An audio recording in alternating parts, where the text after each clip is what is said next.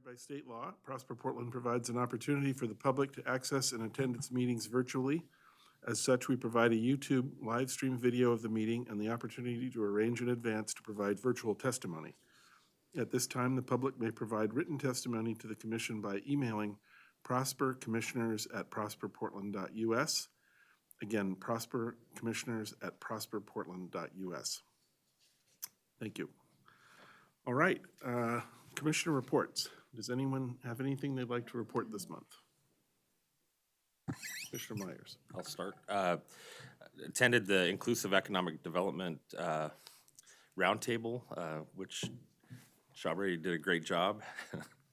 And also attended a meeting with Planning and Sustainability on the economic opportunity analysis. So. Great, thank you. Any others? No. Okay. All right, thank you. Next, we have Kimberly Branham and the Executive Director report. Thank you, Chair Cruz. Good afternoon, Chair and Commissioners. It's great to be with you. Glad to be in person and want to recognize that February is Black History Month.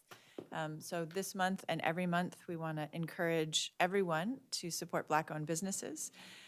You can go to mercatuspdx.com under the directory tab, click on Black-owned businesses, and see our directory. You can find out more information as well on engaging in Black History Month at prosperportland.us, and you can click on Black History Month logo. Speaking of Black History Month, an event that I want to talk about is happening at Micro Enterprise Services of Oregon, where they're presenting the Miso Makers Market. The market is happening February 17th through the 19th and the 24th through the 26th at Alberta Commons, which is on Martin Luther King Jr. Boulevard in Alberta. For more information, you can go to misopdx.org and click on the Events tab. Also want to highlight the annual Portland Winter Lights Festival is currently underway. If you didn't get a chance to go this past weekend, hopefully you'll have a chance to go this upcoming weekend. We are a proud sponsor and supporter of the Light Festival as an investment that has a really direct positive impact on small businesses, tourism, hospitality, and other industries. And it's happening across our city. They continue to expand. The theme this year is the Light of Stars, and you can find out more at pdxwlf.com for more information. Also really pleased to announce that the Prosper Portland Office of Events and Film is offering grant funding to support the production of events based in the city of Portland. The application window actually opened today, Wednesday, February 8th, so congratulations to the team for getting that out. Grants are intended to advance the city's economic and cultural revitalization through direct financial support. Grants are available up to $5,000 per qualifying applicant. The evaluation criteria will center on economic impact, community building, diversity, equity, and inclusion, and the viability of the event. The application closes on March 3rd, so you can find out more at portlandfilmoffice.com, and you can click on grant opportunities for more information.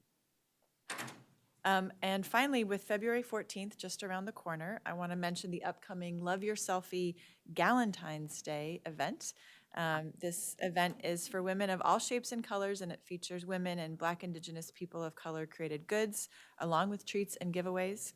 The Love Your Selfie event presented by Mimi's Fresh Teas and HHF Strategy is Sunday, February 12th at the Stash Tea Building, which is located on Southwest 10th and Morrison downtown.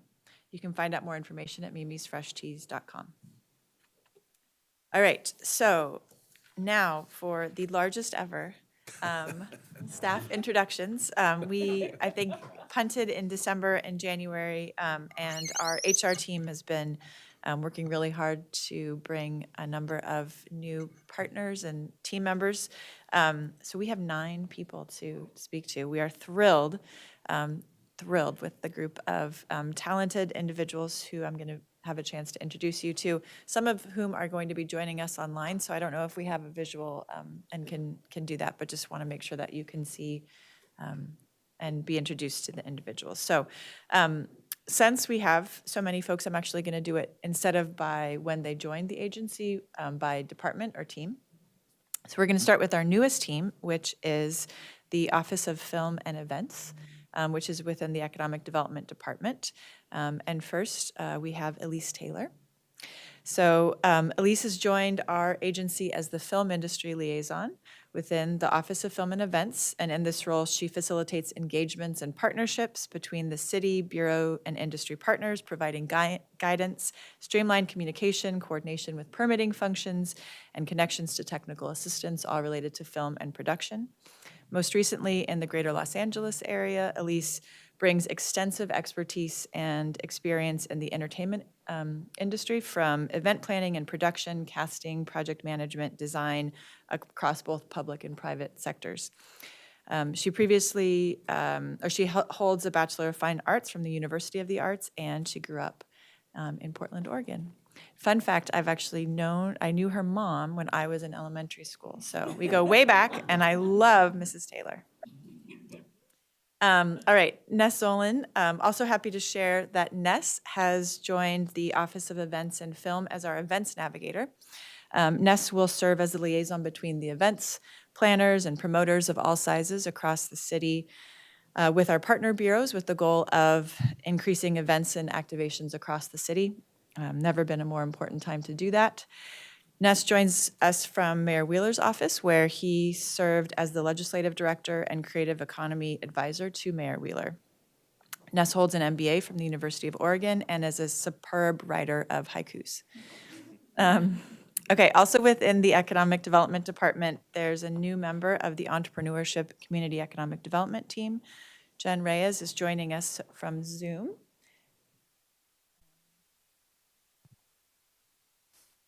Give it a minute. Let's see. Oh, okay. Jen, you want to wave? Yes, welcome. Thank you. All right, so Jen is the newest program manager on the team and will be working with her colleagues to manage the Inclusive Business Resource Network and support other small business initiatives. Jen comes to us from Opus Creative, where she worked as their senior business development manager. In previous roles, including 10 years at Intel, Jen held positions focused on business operations, event planning, and brand and marketing management. Jen is also a small business owner of Ah Productions and is a passionate community supporter. We're thrilled to have Jen on the team. All right, next, I'd like to introduce new members of the Blue team, which is in the Development and Investment Department. So Rachel Benton came to Prosper Portland as a temporary staff member, and she's accepted a permanent position as a senior project specialist. Rachel's going to continue to focus her efforts on processing the very critical repair grant applications and coordinating with the broader business stabilization programming activities to support small business needs. Rachel hails from the great state of Wisconsin. She loves solo trips in the outdoors and has already won her first contest at the agency, cleaning up D&I's Holiday Ugly Sweater Contest. So, okay. Annalise Ross has joined Prosper Portland as the Affordable Commercial Tenanting Project Manager. She will be working to help small businesses access and operate commercial spaces. Some of you might already know Annalise through her participation as a committee member on the North-Northeast Action Plan Leadership Committee, as a partner through the Inclusive Business Resource Network, or as a small business owner at her former shop, Moonatic, on Alberta Street. Annalise was born and raised in Venezuela. She's a metalsmith, an apparel designer, and most recently has been working with small business owners and nonprofit organizations within Hispanic community. We're thrilled to have her on the team as well. All right. Now, finally, we're going to welcome 4 new members to our Finance and Business Operations Department. So Caleb Comas recently joined us as the newest Procurement Services Coordinator. Caleb comes to us from the city of Juneau, Alaska. Juneau, Alaska, where he was the contract administrator. overseeing, what is really getting me on this one is the amount of things that you oversaw. So it's really impressive. Where he oversaw all procurement for architectural engineering, construction services, including projects for ports and utilities, the school district, harbors, the transit system, the hospitals, an airport, and a ski area. So it's quite a portfolio.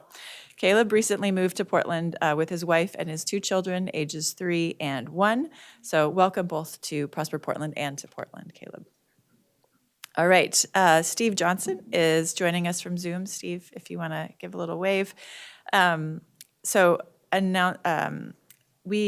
has joined us as Prosper Portland's new Purchasing and Business Operations Manager.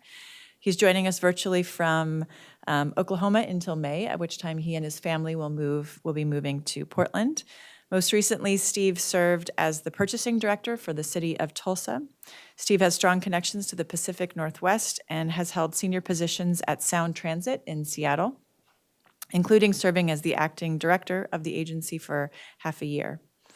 Steve enjoys reading and spending time with his family and friends. He and his wife and 2 children are outdoor enthusiasts who love everything from gardening and yard work to hiking, camping, and visiting national parks. So we know that they are going to love it here, and we're glad to have them back in the Pacific Northwest. All right. Terry Rosales has recently joined has joined Prosper Portland as a payroll and accounting specialist. Terry brings deep experience in payroll and human resources. The team is absolutely delighted to have their expertise in taking on the very important role of managing payroll processing, establishing and updating benefit plans, working with insurance providers and PERS to review, pay, and report on benefits. It's complex work. They spend most of their time with their 3 girls and love board games, bowling, antiquing, food, and trying anything once unless it involves heights, which really speaks to me as well. Nothing to do with heights is okay. So Terry, thrilled to have you. Last but not least, Stevie Martin is joining us by Zoom and joined Prosper Portland as a database and systems administrator within the information technology team. Stevie brings 10 years of experience as a database administrator and will serve as the lead for SQL, Server Database Administrator Services, ensuring the security and integrity of all databases, interfaces, and financial system reporting at Prosper Portland. Stevie is originally from Wisconsin, has 2 children, and was named after the late guitarist Stevie Ray Vaughan. So big shoes, but very, very thrilled to have. So please join me in welcoming this fabulous group of colleagues to Prosper Portland.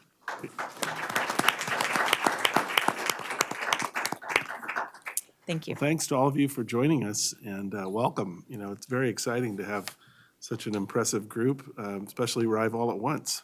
It's amazing. So thank you. And kudos to all the HR folks for putting together all of this. That's fantastic. So great job. Thank you. All right. Next up, let's see. We have the meeting minutes. Would somebody like to make a motion to approve the minutes for January 11th and January 25th? So moved? Thank So you. second. Thank you. All those in favor of approving the minutes? Aye. Right, approved unanimously. Okay, and then do we have any public comments so far? None received. Okay. Thank you. All right, well, as I mentioned earlier, folks who want to provide public comment can email us at prospercommissioners@prosperportland.us.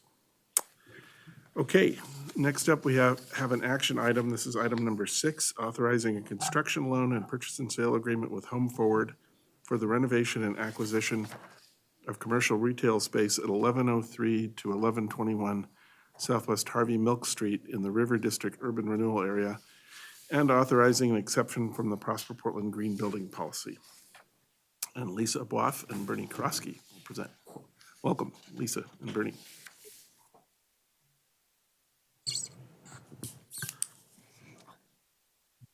Okay, yeah. So I will get started. Good afternoon, Chair Cruz and Commissioners. I'm Lisa Aboif. I use she, her pronouns, and I am the Director of Development and Investment with Prosper Portland. Excited to be here before you today to present a project that we are doing in close partnership with the Portland Housing Bureau and Home Forward. Next slide. We don't have the clicker, right? Okay. Just making sure. So this gives you a sense of the overview of information that we'll cover today. I'll cover kind of the beginning and the background and then hand it over to Bernie, who will walk through kind of the particular details of the agreement and kind of the project and our involvement in the project. Next slide, Justin. So just to cover, we are here requesting the board's action to enter into an agreement with the Fairfield PSH Limited Partnership, which is essentially with Home Forward, plus other funders, and Home Forward will be the managing partner. After completion of the renovation and condominium formation, Home Forward would own and manage the residential portion, and then they would convey over to Prosper Portland the ground floor commercial. It's about 3,000 square feet of ground floor commercial. And just to kind of situate you, you see the blue box here is representing where the Fairfield is located. It's just a couple of blocks south of Powell, kind of across the street for where Kenny and Zooks is, if you are familiar with that intersection. Next slide, Justin. Oh, before I leave that, Justin, go back for. We did want to flag for you as well, acknowledging that there are multiple partners and multiple funding sources on this project. We are also seeking you to authorize an exemption from the Prosper Portland Green Building Policy. Bernie will speak a little bit to how the Green Building Policy will apply once we're in the space kind of doing tenant improvements to support small businesses. But again, with multiple funders and multiple partners, you can imagine there are kind of multiple policies that are being overlaid onto the project. So, we lost the PowerPoint. I'll keep going. So the next slide kind of covers how this project aligns with our strategic plan. It doesn't like the slide. But the project aligns with multiple of our strategic objectives, from neighborhoods to kind of providing opportunities for small businesses, the jobs at those small businesses, the opportunity to tenant affordable space within a downtown retail area, and then clearly partnership in terms of our work with the Portland Housing Bureau in delivering on kind of a joint direction that we received from City Council in making sure that there is both a residential as well as commercial component to the project. Next slide. So a little bit of history. The Fairfield is actually a building that was built back in 1911. It actually, once upon a time when the Housing Bureau was part of the Portland Development Commission, it was kind of within our portfolio. It transferred over to the Portland Housing Bureau as the Portland Housing Bureau split off from PDC. It does offer today 82 single-room occupancy affordable housing units. So these are regulated affordable housing units at pretty low incomes.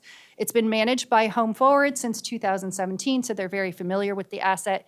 And as you can imagine, it is an older asset that not only kind of requires upgrades, just in terms of its functions, but also in terms of its seismic upgrades.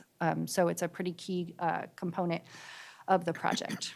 The other thing that I would add, particularly as we get into kind of what is Prosper's involvement, et cetera, is it has had ground floor retail historically, and I think there's a lot of interest in maintaining a presence for small businesses, particularly at this corner.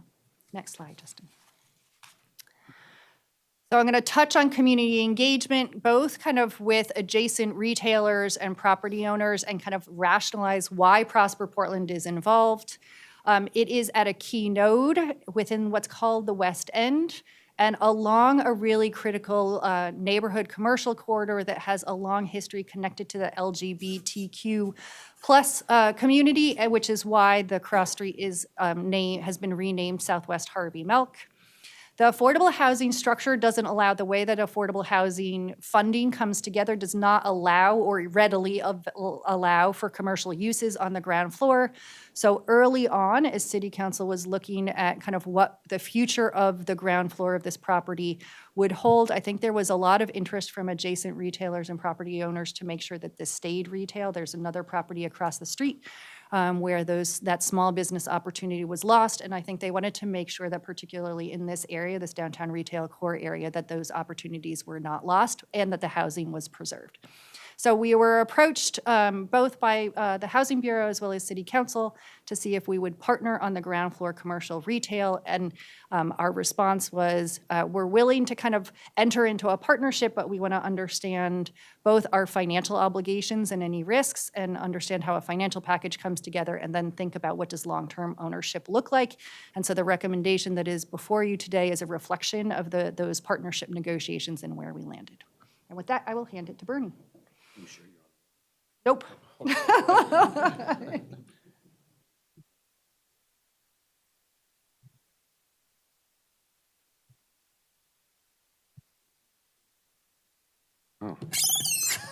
Oh, no. How's that? Oh, boy. Let's move this back a little bit. Maybe it was better the way it was before. Okay. How's that? Everybody hear me okay? Okay. Yes.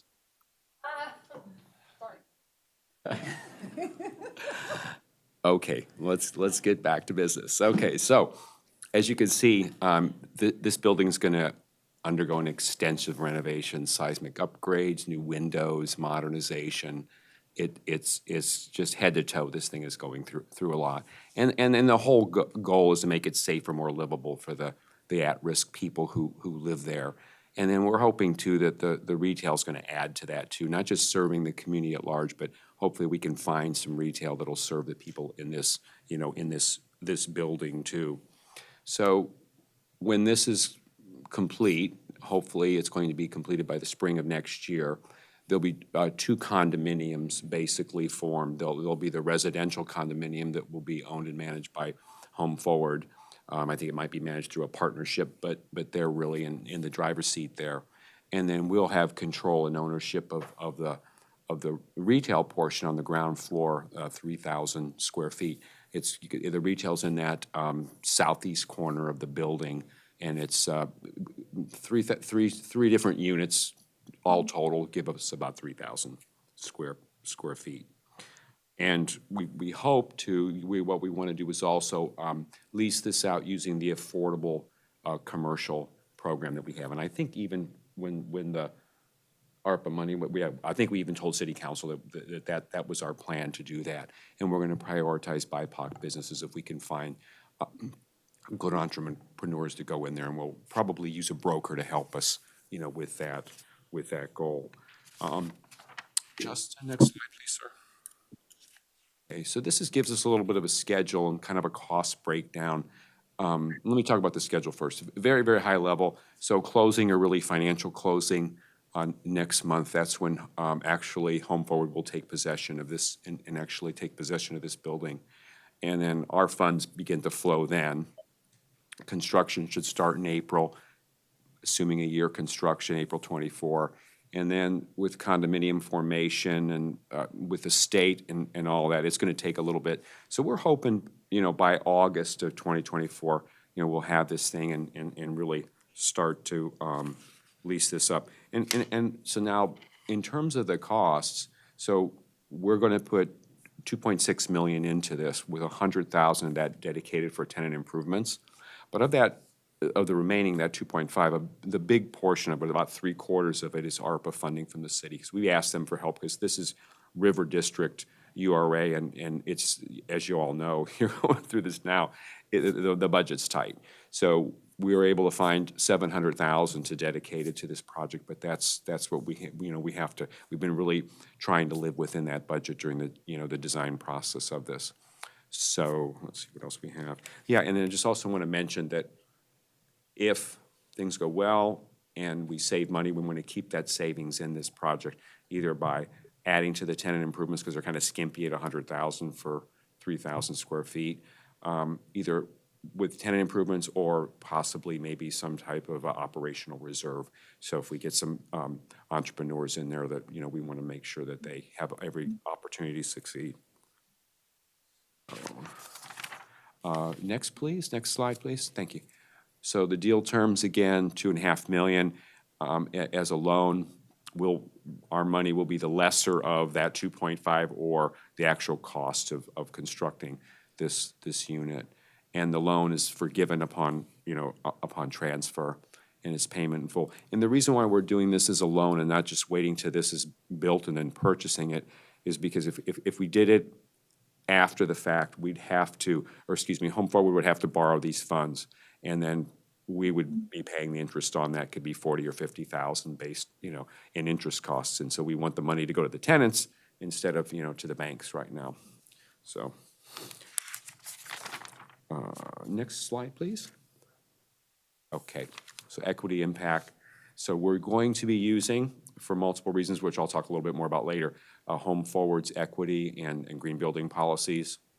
And we're estimating right now, in terms of the commercial tenanting, in the numbers that we've run the pro forma, about 23 a square foot. That we'll know more, of course, in 2024 what that's going to be. It'll be below market, but whatever that market might be at that time.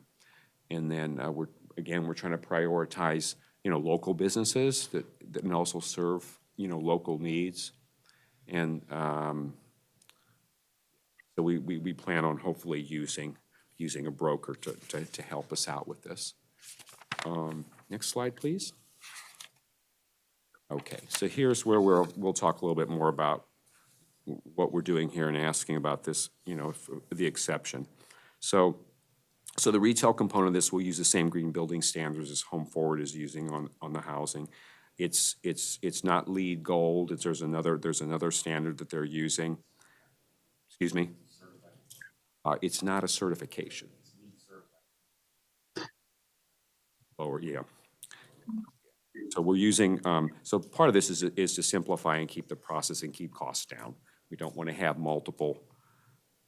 trying to implement multiple standards on this building could be difficult. Okay. And the process is preferred by the method is called self-directed sustainable building path is the process that we're using, that will be used. And this process is preferred by a major funder, the Oregon Housing and Community Services, as well as the Portland Housing Bureau that's also going to be a funder on the project. So, and the way this method works is a consultant is hired and to work with the team during the design phase to green the project. In this case, a lot of it is adding efficiencies around energy and water to reduce the utilities. And as a result of that, which is the report, we've got the copy of this report sitting in this stack somewhere, there'll be a 15% reduction in utility costs anticipated, which works out to about $9,000 or $10,000 a year for Home Forward. And in terms of energy consumption, it's about a 43% reduction in, I've never seen this standard before, but it's pretty neat, energy per square foot, so it takes the building size into consideration. And so this self-directed path is being used in LEED of gold, which we would use LEED Gold certificate for interiors. What's the difference between the two? Well, LEED is, certification process of obviously the LEED Gold, it adds more categories for improvement over the SD method, including, interrelationships among systems, location, about transportation, materials, indoor quality. So there's a little bit more there, but you pay for it by a little bit more cost. So it's a trade-off that we've been kind of trying to working with. And so during the design phase, this is important, is Prosper Portland staff, we've had really all the control over discretionary decisions around the retail unit. Flooring, some fixtures, wall paint, things, and it adds up. So we've been able to we've been, looking at this from kind of 4 points of view. One, we want it to be functional for these tenants, a good space. But we definitely have to stay in budget, so we're looking at costs, and we want it to be green, and we want it to be, equitable. So, we've had a team to look at this. Let me just call out the people who've been helping. Kevin, are you here? Kevin Flagg is construction coordinator that's been very, very helpful. We've also had a gentleman, he's left the agency, and we miss him already. Brooke Mentire has helped. And we have a consultant from FFA Architecture. Her name is Tajara Brown, who's been really, really helpful. And then there's just a couple other people. As long as I'm calling people out, it seems like we're doing that today. Let me just quickly do this. David, are you here, the attorney? Yeah, so David's the attorney on the project, is basically carried the ball down about 90 yards down the field, and then we get to run it into the end zone if we're lucky here. But he's done the lion's share, really. And then also, I want to introduce Amanda Saul. Amanda? Yeah, so Amanda is a deputy director at Home Forward, and I just want to give them credit because they've been very good to work for. Amanda's team's been very good and very cooperative and have tried to help as much as they can. So give that credit where credit is due. And so one other thing I just want to bring, because we want to have full transparency here about policies and what things are. So we're going to also use Home Forward's economic equity policies to apply to the commercial space. And there's some slight differences with ours. Some of the differences are worse, some of the differences are better. You know, so this way you have all the information in front of you.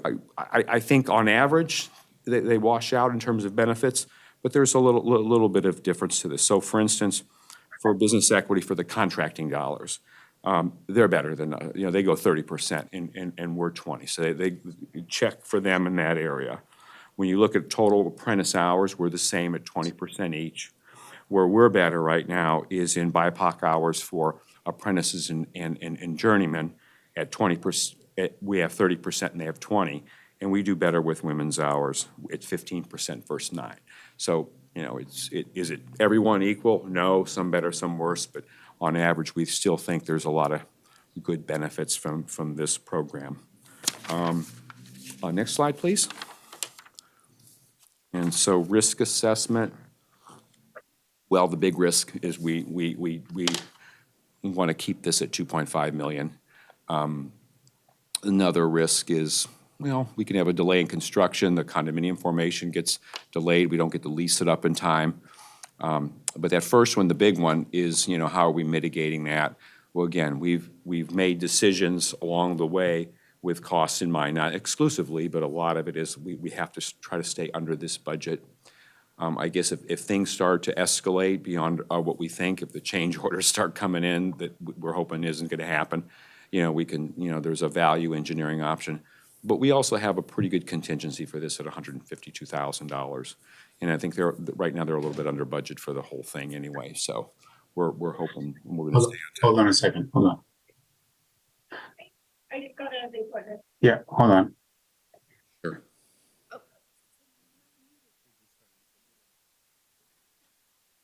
Okay. Oh, I'm sorry. Were they? I don't think it was directed. Oh, to they were you. trying to help someone else hold on. Okay. Yeah. Please Was a continue. kidder. Please continue. Okay. All right. Very good. Okay.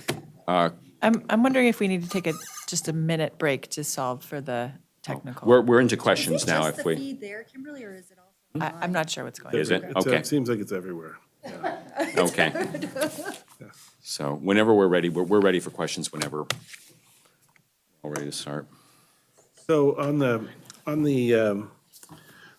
risk factors, is there potential risk arising from problems on the residential side of the development? In other words, could that bleed over into what we're doing? Well, You know, like if there's issues with the seismic, I assume the majority of the seismic work's being done on the residential side, since our budget is so tiny relative to the rest. That's right. And in the budget, Amanda can, I'm going to give her the final word on this. But there are, in the budget, there's a residential costs, commercial costs, and some things like architectural or even, you know, they're split. And the method to do this, some of the splitting was basically square footage. You know, so we're 12% of the square footage. So there are some shared costs, like I think architectural is one of them that we take on. So if those costs went up, you know, we would be eating 12% of those. But there are certain things that are just strictly, you know, residential. But I'll let Amanda, if she's got about the risk of us getting hit with escalations that are mostly residential. Sure. Hi, I'm Amanda Saul. I'm an Assistant Director of Development at Home Forward. Thank you for having me here today, and thank you for considering our joint project. Your question, I think, was about risk of cost increases. And what I can say is we have a very experienced team on this project. We have Walsh Construction and PMA Architecture, and then Prosper has a separate architecture consultant, FFA. And our team is very familiar with these types of unreinforced masonry buildings. that need to be seismically upgraded. And we've done a lot of testing. So we've done a lot of testing in the building, a lot of testing underground, a lot of testing in the walls. We have a really good understanding of what we need to do to make the seismic upgrades. So we feel confident in that. And then in addition, for any rehab, we are required to have a 10% construction contingency. So we have a 10% construction contingency on the residential side and a 10% construction contingency on the commercial side as well. And then in addition to that, we have what we call soft cost contingencies. So if we run over on architecture or engineering, there's also contingencies for that. We have about 700 units under construction right now, other than this project. And, you know, there are delays and labor shortages, which, you know, we've been dealing with. But we've managed to pretty successfully keep all of our projects within our contingency so far. Thank you. Other questions? Commissioners on the line, anybody have anything they'd like to add or ask about? I'd like to apologize. The hold on was me, and it was because my daughter was calling and I needed to take that call. So I apologize for that.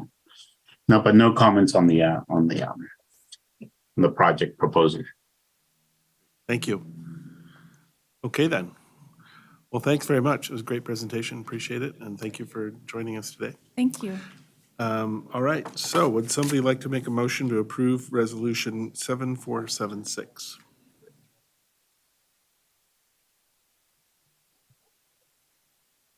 Yes, I will make the motion. Thank you, Commissioner Myers. I'll second it. Thank you. All right, all those in favor of approving Resolution number 7476, please say aye. Aye. Hi. Great, passes unanimously. Thank you very much. Okay. Yes. So the YouTube stream is working, so people at home can view on screen. Okay. If the hardware still keeps being the next item's presentation.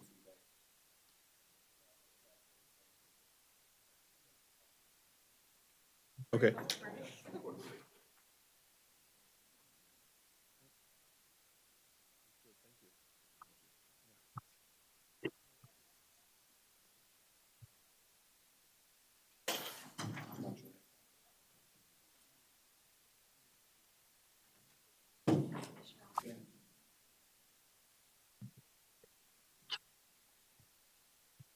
Okay.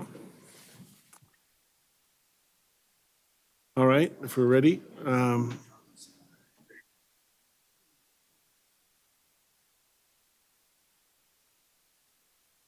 We'll just go ahead then, since we have the handouts here in person, so, okay.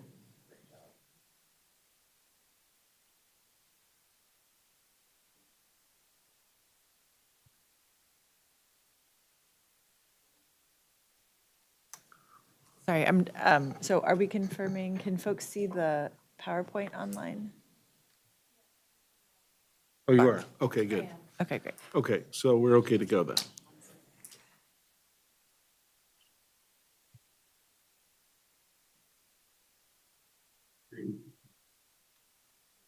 Okay, we need a moment, sorry. It's not on YouTube. There we go.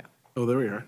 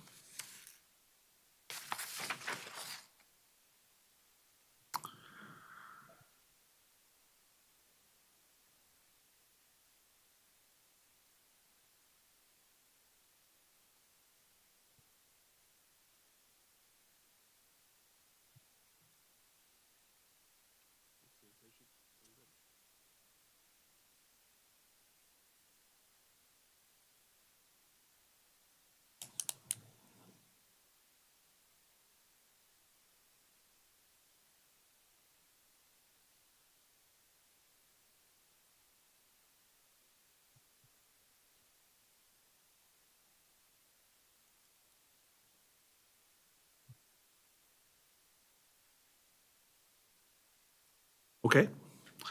All right. Well, we will give it our best shot here then. Okay. Item number 7 is an information item, an update on Prosper Portland's racial equity accomplishments. And Shabri Vickers and Melanie Vates are both going to present, and then we have other guests as well. So shall we just, Shabri, were you going to start? Yeah, absolutely. Thank you. Great.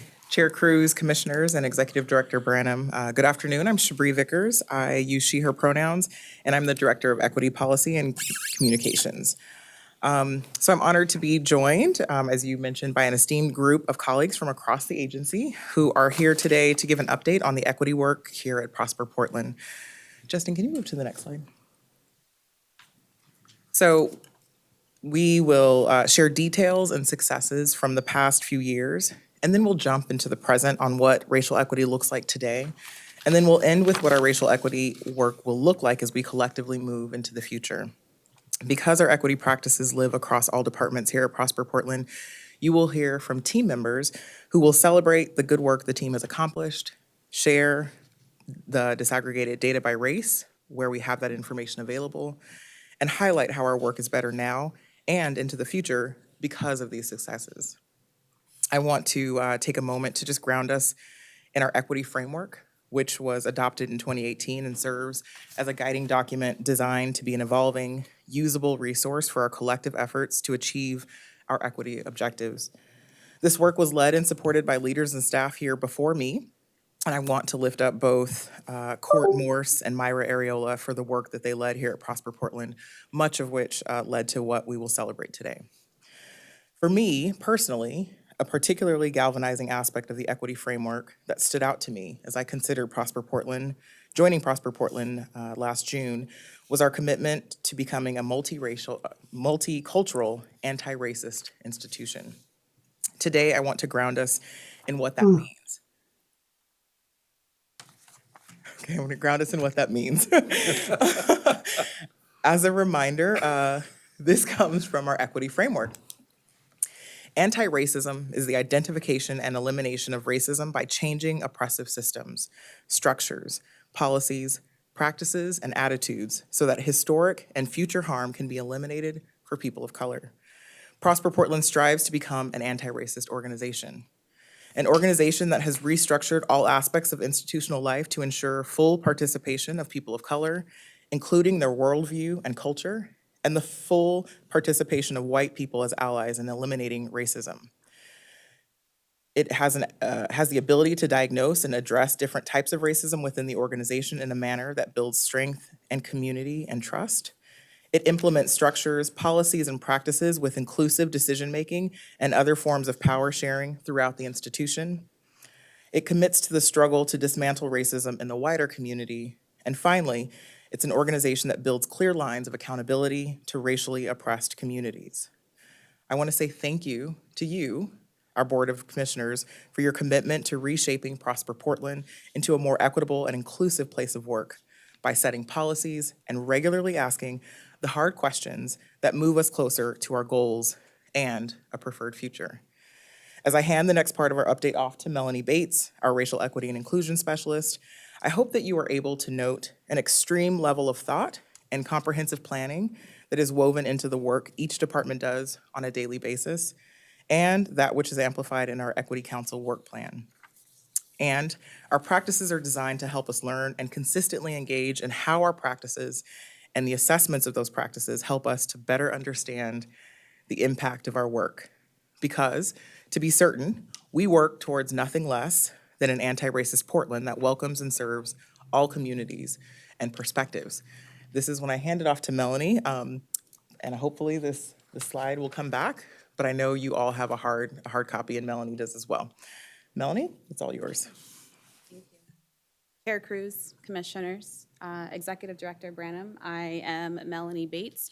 I use she, her pronouns, she, her, and they, them pronouns. I am a Black Jamaican cisgendered woman, and I serve as the Racial Equity and Inclusion Specialist within the Equity Policy and Communications Department, and I also serve as the Equity Council Project Manager.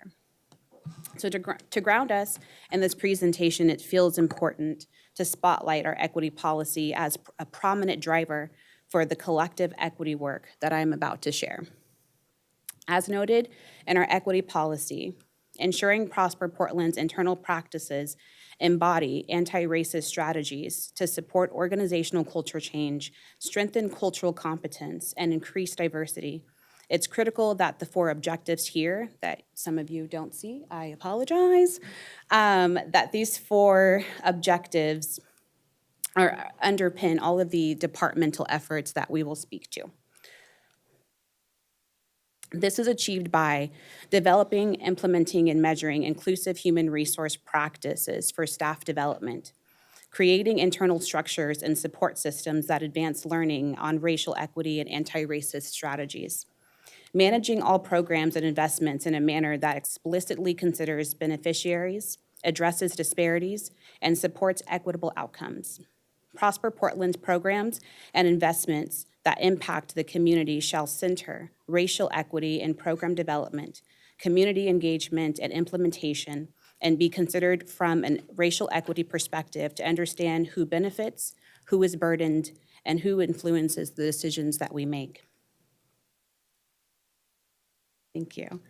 In regards to our programs and initiatives, the recipients thereof and the processes that govern such activities will be designed to address disparities in access or outcomes and reduce unintended consequences.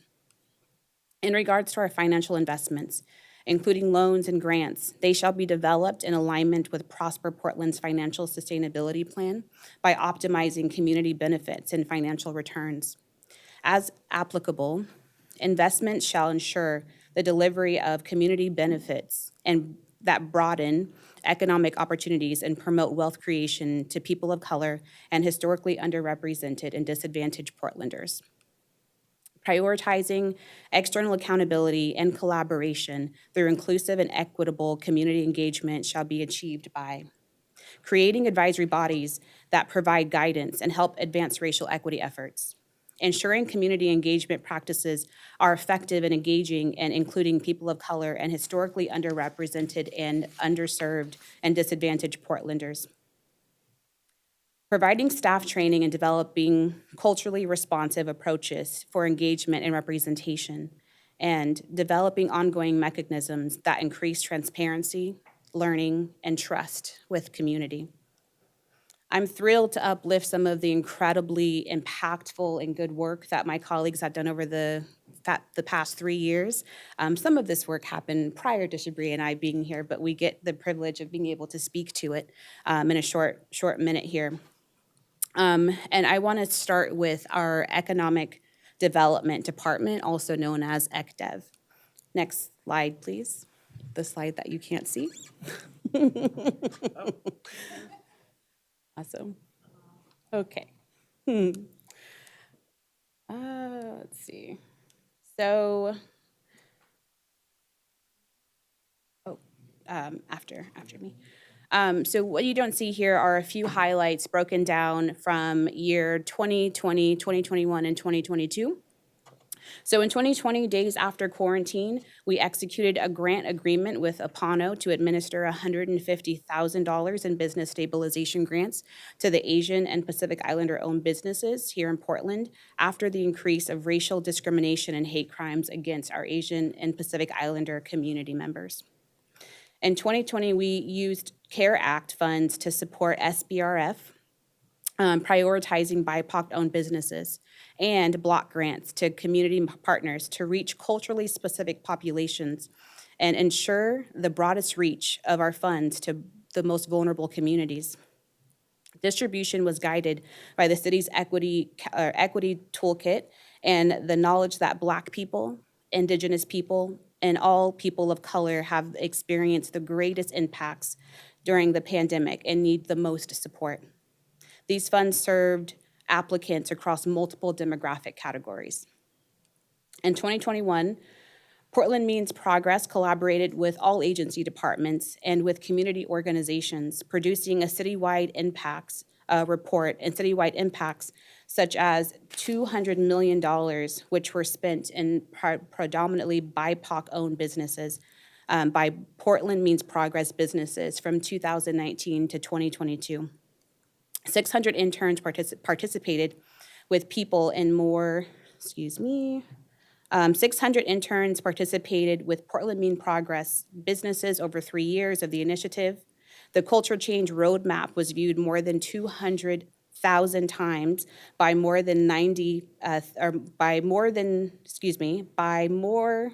in more than 90 countries from March 2020 to March 2022. 38,000 employees were represented, and more than 90% of the businesses recommitted to the commitments in 2022. Prosper Portland held small business focus groups, which took place in racial and ethnic affinity, with more than 50 businesses participating. Feedback from participants included: business owners requested quick access to specialized professional services. We have allocated more funding to such services until 2026. We heard that business owners want to define what success looks like to them and want services to support reaching those self-identified goals. The new outcomes model is based on goal setting and partners providing services to support businesses' identified goals. In 2022, at the Center Expo, or the Career Expo, team members connected businesses to partners at Work Systems, Inc., Emerging Leaders Internship Program, and De La Salle's Corporate Internship Program. Northwest Career Expo and Sign, Survival is Not Enough. To create systems that build connections to grow local talent with a specific focus on programs that engage BIPOC folks. For example, the partnership with the Northwest Career Expo in 2022 contributed to more than 3,000 students, educators, and volunteers attending the expo, with each booth receiving more than 600 total visits. 80% of both students and exhibitors described the expo as excellent or good, with local businesses saying it was a great way to connect with local students. And the Inspiring Diversity Grant, launched in December of 2018 for small local traded sector employers, offering grant funds to inspire creative equity-related best practices by employers around the workforce, marketing, and communications, with goals of creating new community partners and partnerships with populations that have been traditionally underserved. Recipients of the grant are leading firms that fall within the city's competitive industries such as athletic and outdoor, technology and media, and green cities. Grants ranged from $2,500 up to $10,000. Average grant size in 2022 was $8,400. The Inspiring Diversity Grant selected companies' matches totaled $251,000 in cash and in-kind staff time, twice the grant fund of $120,000. I will hand it over to my colleague Robert, who will demonstrate how the equity lens used in the SBRF has influenced subsequent work around IBRN, Small Business Hub, and other programs. Robert? Thank you, Melanie. Good afternoon, Chair Cruz, Commissioners, Executive Director Branham. My name is Robert Smith. I use he, him pronouns, and I manage the entrepreneurship and community economic development team at Prosper.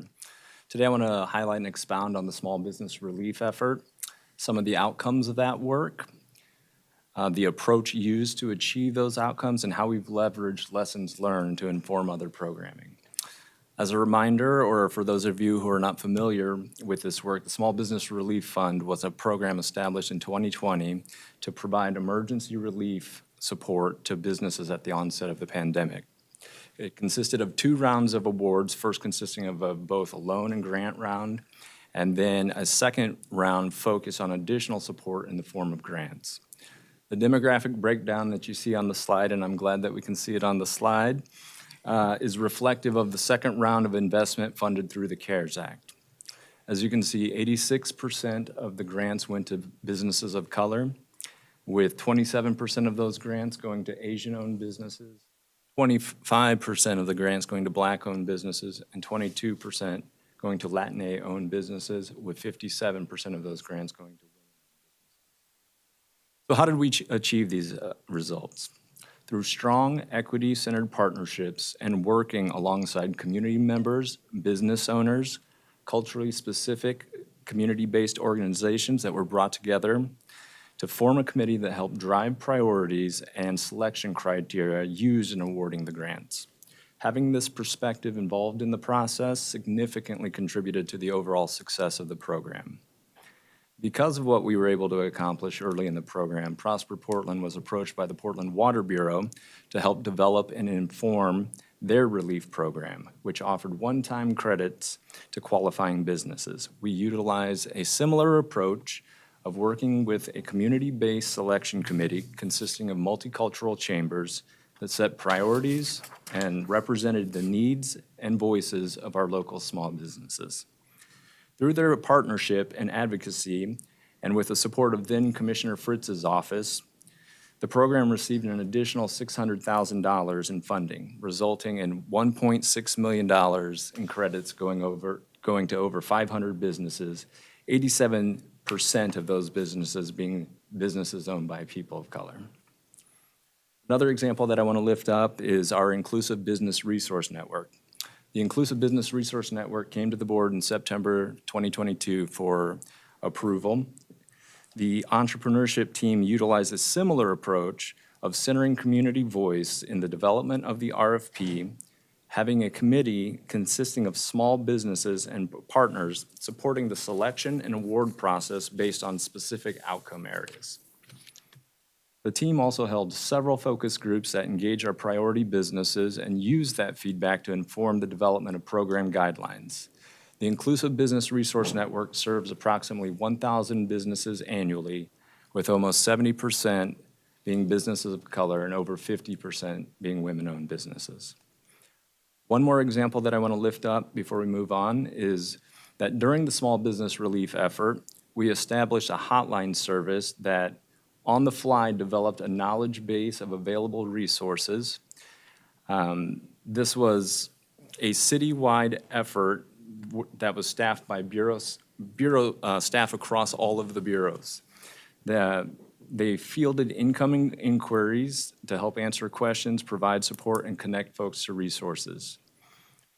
As time moved on and folks kind of went back to their responsibility of supporting their respective bureaus, the hotline was no longer an option. Fortunately, we received an allocation of American Rescue Plan Act dollars to develop the Portland Small Business Hub.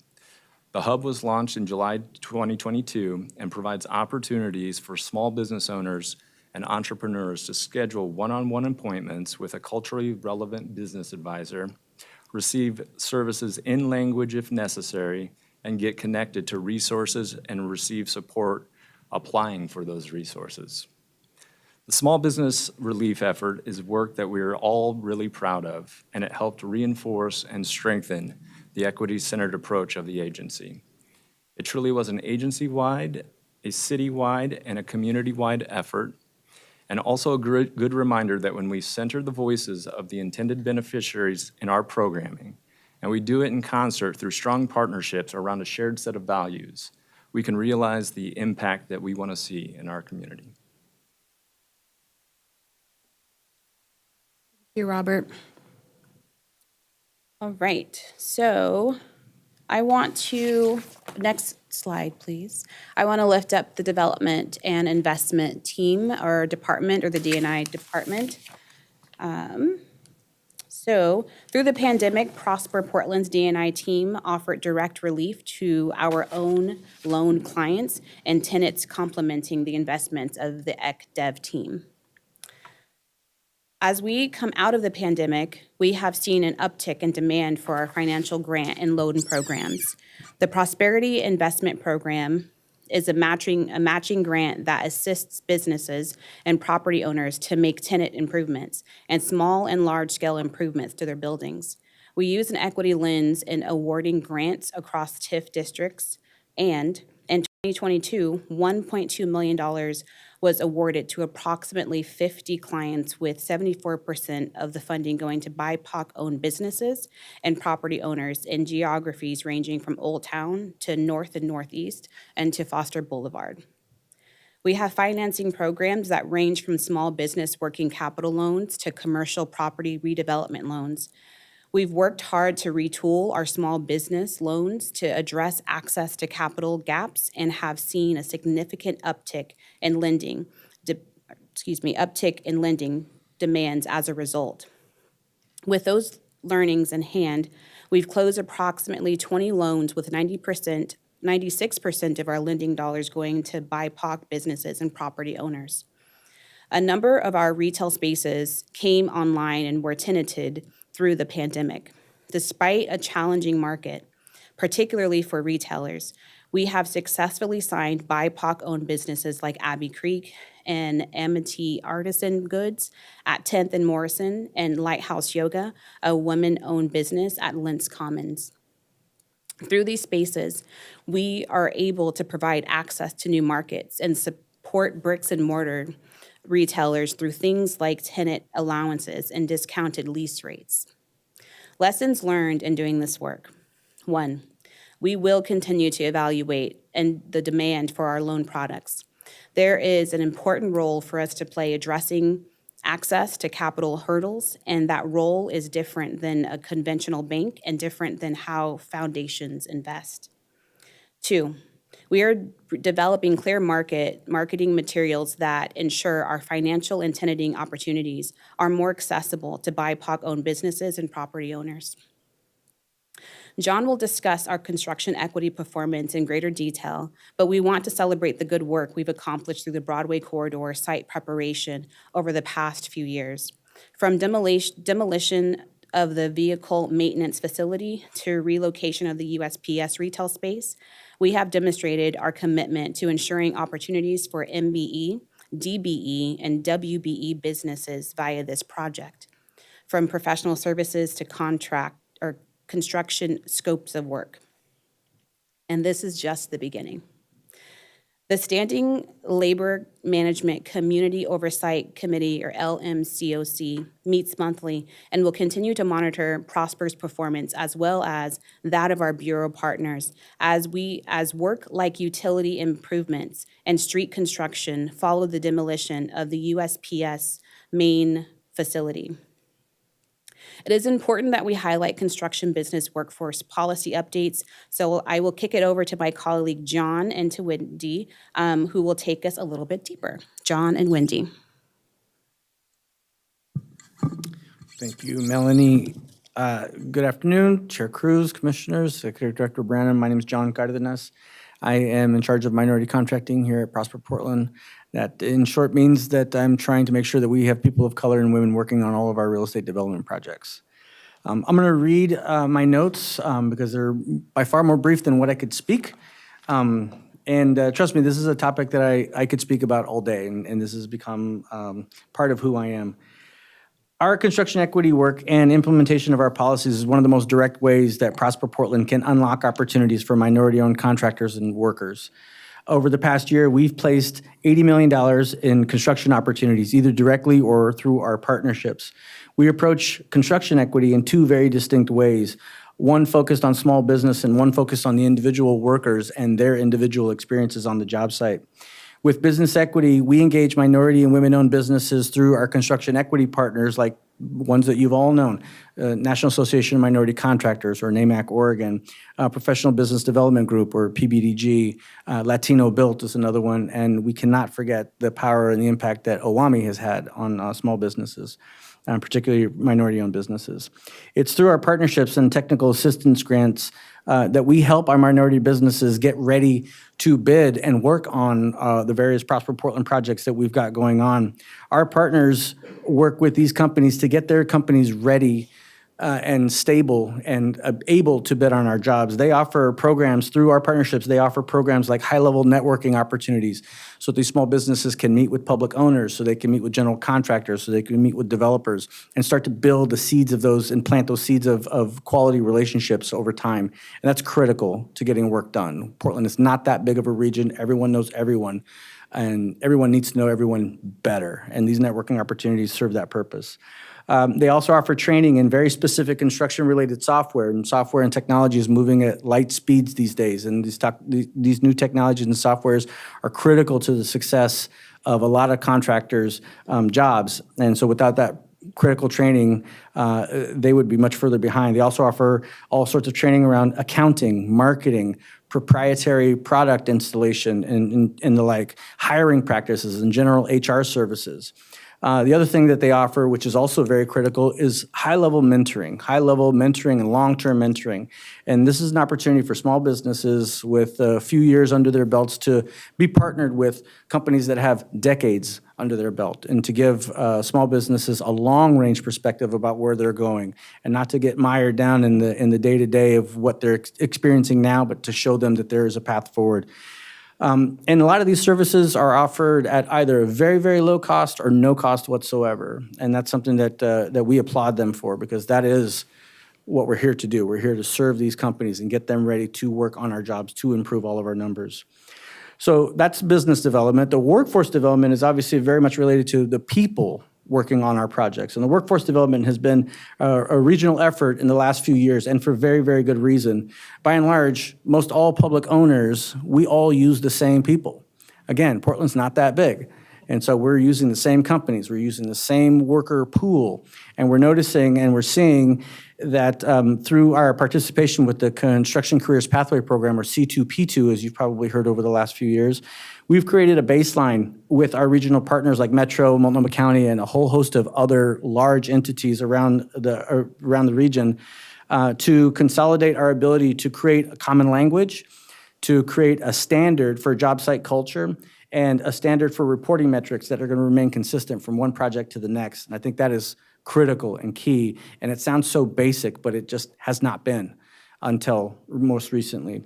It also gives us the ability to aggregate all of our spending power and focus that on very, very critical pre-apprenticeship programs that have proven over time to provide the best outcomes for BIPOC workers and female workers looking to get into the construction industry. And some of these programs like Oregon Tradeswomen, Constructing Hope, POIC, Portland Youth Builders, Northwest College of Construction, and quite a few more. And more will be coming.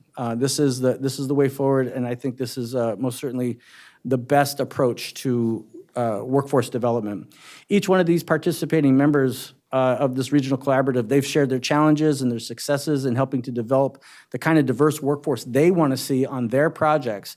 We're all starting at different locations in this effort, but now through this regional effort for workforce development, we've come to an understanding of where everybody is, and we're moving forward. And while we'll still have to customize these regional efforts to fit our specific agency's needs, we're able to strategically guide those resources directly to the places, spaces, and to the minority workers and women who want to enter the construction industry, and those that will benefit from them the most. Yeah. Next slide. So if you take a look at this, you can absorb the data, and Wendy's going to go over that a little bit, but I have a couple more bullet points I'd like to share with you. So as a reminder, our business equity policy has two key components.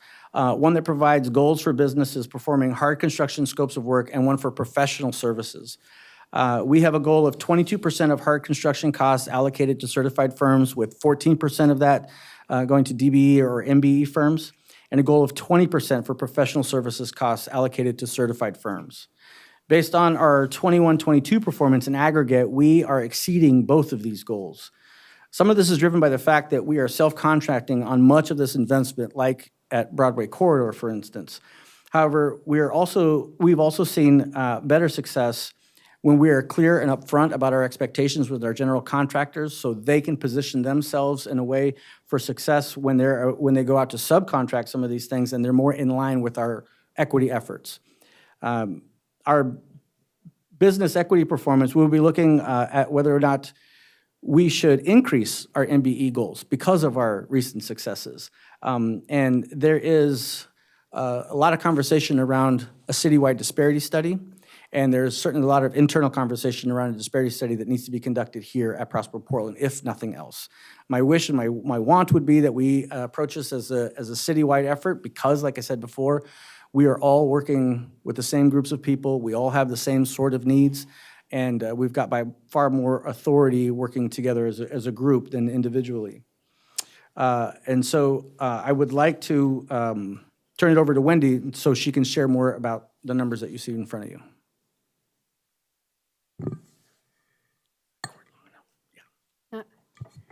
Good afternoon, Chair Cruz, Commissioners, and Executive Director Branham. I'm very happy to be here today. My name is Wendy Wilcox. I use she, her pronouns, and I am a construction and compliance project manager in the Development Department.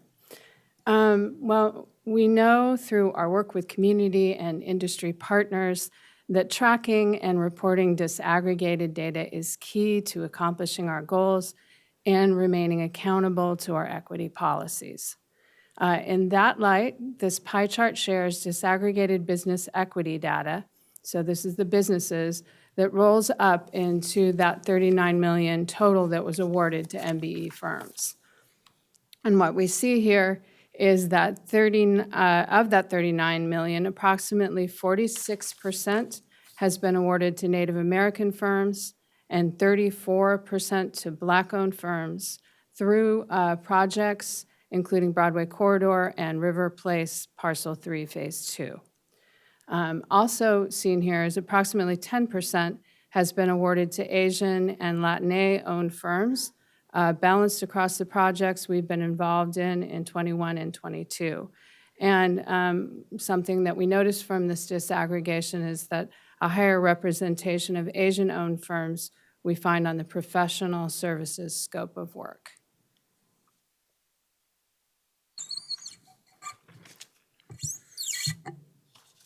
Our construction workforce equity policies combine requirements and goals related to apprenticeship level jobs and who is working on those jobs and on the job sites. Our workforce equity goal, 30% hours worked by minorities and 15% of hours worked by women across apprenticeship and journey workers. Based on our 21-22 performance, while there were some project outliers that Wendy can share more about in just a moment, we're seeing greater success on our minority apprenticeship hours than our female hours. That deserves a much longer conversation, and for obviously very good reason. Similar to our business equity, the disparity study would be critical in informing whether or not our workforce goals should be shifted in one way or another. And if so, why? And it would outline in detail specific trades and specific scopes where those changes need to be made. Some other things that I would like to note for you before I turn it back over to Wendy is the notion of working as a region. This is, again, it seems obvious, but it isn't. It is something that's unique to what we're doing here in Portland, and it is a very powerful way to move forward, particularly around workforce development. I have yet to hear or see anything that made so much sense about how we create forward momentum, all speaking the same language, using the same vocabulary, making sure that our goals are similar and mimic each other's at minimum in spirit. And I know that Commissioner Myers has been involved with this kind of work from day one. And so I want to put a very fine point on this regional effort is key and critical to workforce development, particularly in the construction trades, and particularly for people of color and women. Thanks, John. So similar to business equity, we wanted to share the disaggregated numbers tied to workforce performance. And in workforce, performance is measured by hours. So here we have 49% of the hours worked by minorities. And what we learned from this chart is that 79% of those hours were worked by Latinx laborers. And then 10% by Black workers, and 7% by Asian workers, and 2% by Native workers. I personally want to speak to the value of this disaggregating this data. I have seen it at the table at River Place Parcel Phase 2. We're in the South Waterfront Apprenticeship Program, and there are no goals currently on this. But just bringing it out and showing it, it had an effect. In the beginning of the project, there were 0 Black apprentices. We're not quite yet done, but we're close, and we're at 6% now. So I'm glad that we've started this practice. It's helping. And if there are any questions, we're doing fairly well on minority, I think, for most of the projects. Bakery Box was the one outlier that was mentioned. And I just want to let you know that I'm working with them currently, and we're looking at potentially replacing some subs. And it's a difficult project because there's really only one major sub that's going to have the apprentice hours. The rest are under the 300-hour line, but I'm working with them, so. Can I ask a question? Yes. So, I noticed how you mentioned, on the first pie chart, that the Asian Pacific Islanders, were more in the professional. So how are we raising those others up so that we can reach out to those other communities so that they can have a piece of that also as well? And then on the ones where it's like 2% for Native American, 2% other, how are we doing some outreach to those to raise those numbers up as well? That's a very good question. And go ahead, John. I think what's happening right now is absence of information. And the disparity study, included in the disparity study, is basically a large-scale inventory of who's available. And this availability analysis is critical because we don't really know what we don't know. And to rely on numbers that we get from the state of Oregon, who is minority certified, that's very, very helpful. It's not the end of the story, though. And We're doing a statewide disparity study now too, so. and tomorrow, Biko Taylor and I are going to be meeting with your statewide disparity study manager, Chris Wilson, tomorrow to talk specifically about how we're going to approach this. And that's really key and critical. So a disparity study, it's historically known to be costly, but it's so beneficial. And because our cycle has been about every 10 years to do a disparity study, COVID has derailed that thought entirely. Not to mention, we're also 13 years since our last disparity study, and the clock is just continuing to tick. So I think it's critical and key to find out where specifically, to answer your question, where specifically we need to put our efforts to bring those other companies up. But I do want to say thank you for the disaggregated data. I really appreciate it. But also. Absolutely. Just to add on to that, my nitpickiness, sorry. Please. It'll be nice to see the industries and where these numbers lie too as well. Mhm. So that way we know what direction that we need to move forward in. Yes, thank you. Thank you.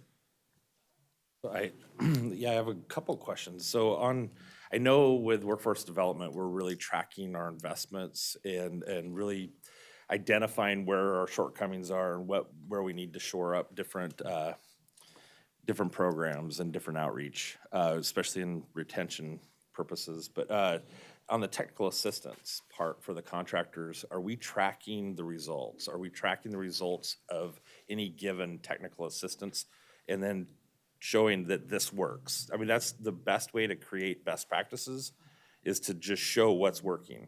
Having a social is a great thing, but there's, and having the data or the software classes is great. Did they get more work? If they didn't get more work, that isn't necessarily, that's not showing us the metrics that we need to show that we're growing that base. I totally hear you, and I couldn't agree more. A part of that's market-driven. Are they getting more work? It's market-driven.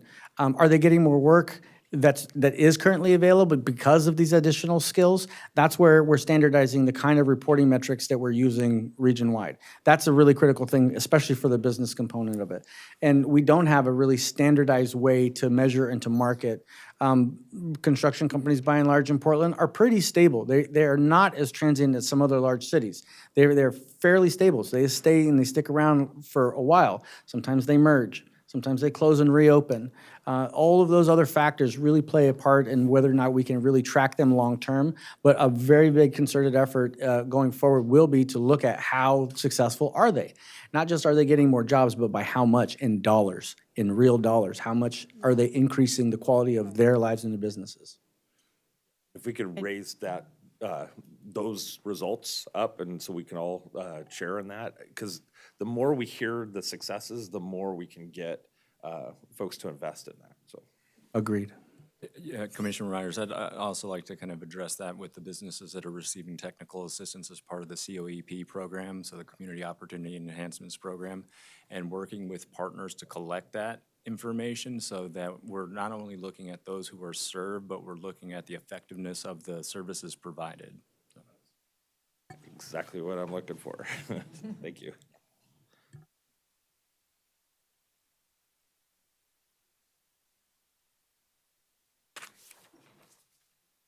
I was going to speak into my straw.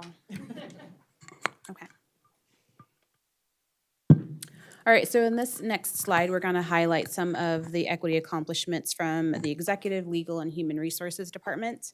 So highlighting some of the equity work from HR First. So you see the racial trauma leave donation program that supports specifically BIPOC identified employees to be thinking about how the cumulative effects of racism on and in the body minds of BIPOC folks, how we can support them, ourselves, and thinking about how those sick and vacation hours are going to be donated. And so it's a really incredible program for folks to be able to utilize and to count on if they are experiencing cumulative effects of racism in their everyday lives. Also in 2020, as an internal support department of Prosper Portland, Legal supports all Prosper Portland staff in their projects to advance equity. For example, legal support in the negotiation of the Community Benefits Agreement, or the CBA, for the Broadway corridor was essential for coming to an agreement with the community on the benefits that we have, that would have been provided to the community if the development had gone forward. In 2022, legal insured program income had or could be available for broader equity efforts beyond those permitted by statutory uses of TIF. We have been hyper responsive to community identified needs for resources, or need for resources that complement and are more flexible than tax increment finance funds. Flexible in both ways, for example, business, working capital, and technical assistance rather than just bricks and mortar. And geography, for example, citywide and outside of legally defined TIF districts. Through the careful work of our legal department, we are now in agreement with the city. The program income is not restricted in the same way as TIF, allowing it to be used for community and economic development efforts that advance racial equity through programs like increased working capital or property acquisition loans. Also, Human Resources continues to support creating a healthy, inclusive, and dynamic work environment for all Prosper employees. And this first begins by magnifying the inclusive recruitment strategies that have impacted the diversity of our current internal workforce. This is demonstrated here with the demographic data that highlights the 2022 Human Resources new hires, or the new hires. What we see here is that 35% of women-identified folks were hired in 2022, 50% of male-identified employees were hired, 15% of self-described folks were hired. In the demographic data, as it responds to race, we have 15% of folks who identify as Asian hired on, Black and African American, 25%, Latinx, 10%, white, 35%, indigenous folks, 5%. We don't have current data for, or 0% was identified for MENA or Middle Eastern North American, or North African, and Native Hawaiian Pacific Islander, and folks identified as 2 or more races represented 10% of that new hire data in 2022. Let's see, I'm gonna hand it over to my colleague, Tony, who's gonna talk a little bit more about some of the work that's happening in the FBO department, Finance and Business Operations. Well, thank you, Melanie, and good afternoon, Chair Cruz, Commissioners, Executive Director of Branham. I'm Tony Barnes. I use he, him pronouns, and Finance Manager in Business and Operations Department. So the Business and Finance and Operations Department is a largely internally focused department. Our role is to support programs, projects, loans, grants, payables, contracts, payroll, IT, systems and facilities work. Our work around equity is often focused on how we provide support and address systems and processes to help facilitate better outcomes for all staff and all the communities we serve. We have a lot of ongoing and planned work, but this slide has some examples of what we've partnered on over the last several years. One practice that we've engaged in is, as a team, is incorporating equity literature and activities in our quarterly retreats to grow as a team and help develop workplace culture. Led by our CFO, Adam Lane, We engage in different types of exercises. For example, last summer, we engaged in a version of the 21-day equity challenge to build a habit to listen, watch, reflect, and engage on a daily basis. In 2020 and 2021, FBO partnered with the EPIC team to create the honoraria policy to establish a consistent practice that supports the valuable work and contributions of our community partners in helping implement projects and programs. Through the engagement work of EPIC economic development teams, about $70,000 has been dispersed to partners over the last several years to support those programs, such as Inclusive Business Resource Network, small business grant programs, the development of the Inclusive Economic Development Program, and TIF action plans. A key piece of this work is reducing potential barriers and to receiving payment. The team looks forward to also evaluating this policy together to identify how it can be improved going forward and continue to reduce barriers and improve the work. The staff in FBO supports systems and processes to ensure our partners are paid on a timely basis or receiving funding on a timely basis. It's critical to be responsive to our internal and external customers and identify when and how to improve processes and systems while ensuring, of course, the proper internal controls. A good example of this is FBO partnering with the ECDEV team and helping our nonprofit providers to ensure readiness to navigate the use of federal funds. And this has become an increasingly critical piece of work over the last several years with the implementation of CARE Act funds, American Rescue Plan funds, and ongoing community development block grant funds. Ongoing area work is supporting EPIC development and economic development teams on the budget process and reporting on action plan process, progress in the TIF districts. This is identifying resources and tools to support the internal and external collaboration on budgeting and reporting. Examples of this work include coordinating on the annual budget equity assessment and also supporting ongoing engagement with the Community Budget Committee. On the theme of financial reporting, we're looking forward to developing more accessible financial reports internally and externally. One such goal might be the creation of an annual popular financial report that is parallel to our normal annual financial report that's released. Thank you. Thanks, Tony. Justin, you want to go ahead and start out? Thank you.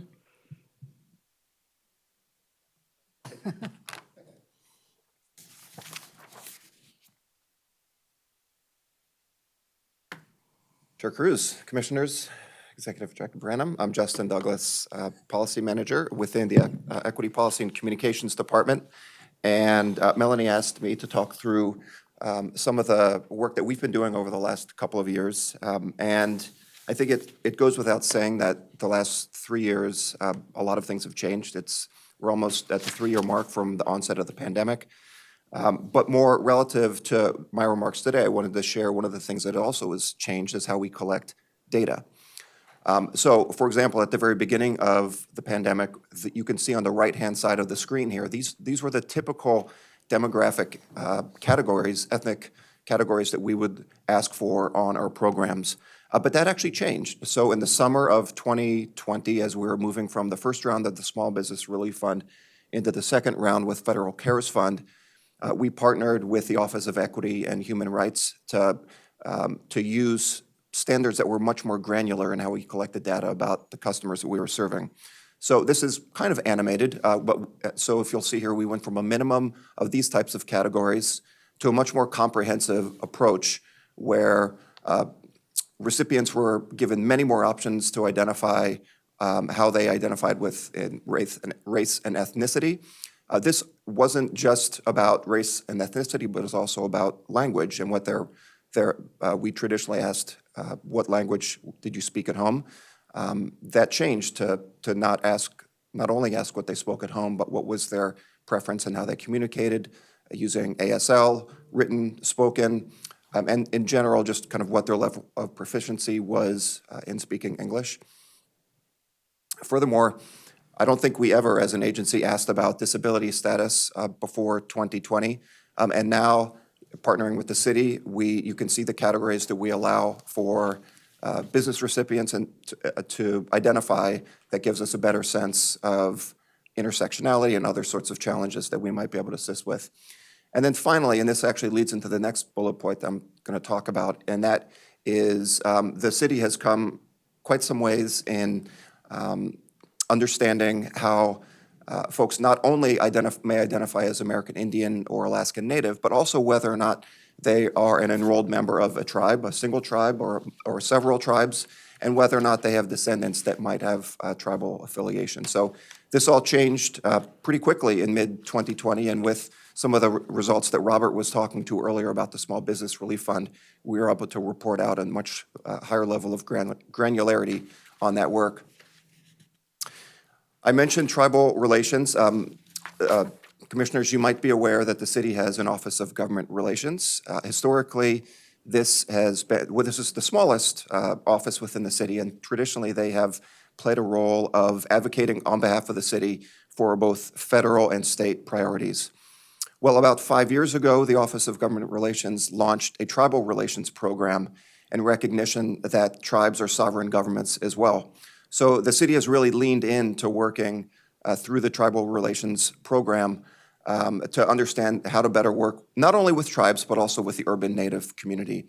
And one of the things that Prosper Portland is doing with our Bureau partners is submitting an annual work plan and report. And I just wanted to mention a couple of things that have been noted in the report. I won't read through all of them because that would take a lot of time, but a few things that we haven't talked about today was, for example, during the middle of the pandemic, our staff convened culturally specific listening sessions with Native-owned businesses to understand the impact of COVID-19 on Native businesses, and we had about 10 firms participate. Our development and investment team is also participating and supporting tribal engagement, and this is related to the OMSI Master Plan in the Central East Side. The affiliated tribes of Northwest Indians and the Columbia River Intertribal Fish Commission have been working with OMSI and the city on a new Center for Tribal Nations and a waterfront education park when that campus is built out. A couple other things on how we report out on our tribal relations work. In 2020, Prosper Portland launched the first ever Buy Native campaign, and this was a proclamation issued by City Council that also led to a month-long social media campaign of broadening awareness of local businesses that are either tribally affiliated or urban Native owned.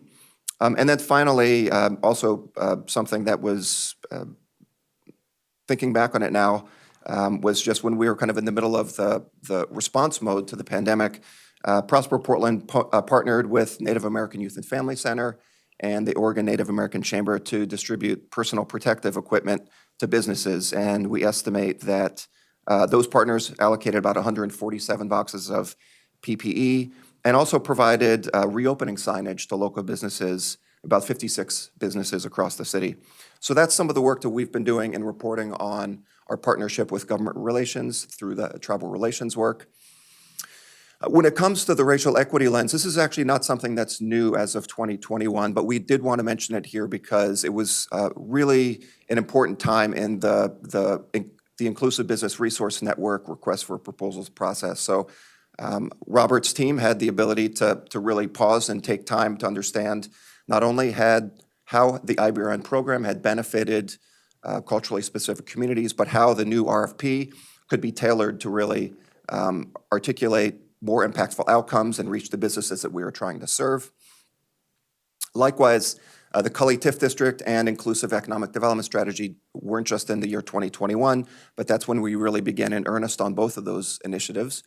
With the Cully TIF District work, I think one of the ways that we pushed ourselves internally was in working with one another and with our community partners to not only be sure that we were clear on state statutory requirements that go into creating new TIF districts, and this is very important because these are legally binding statutory requirements, but also trying to understand how we could lean in a little bit more and share in some of that work with our community partners, and also in drafting the TIF plan and report, not only meet the statutory requirements, but also articulate priorities that really met the needs of our partners in the Cully district.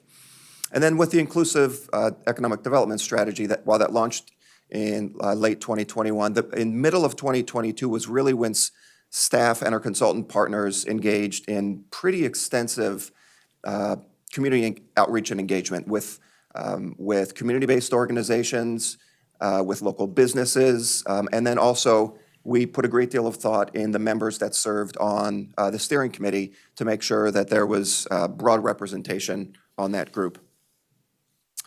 And then finally, the translation services, I think, is also something that we really have upped our game since the pandemic.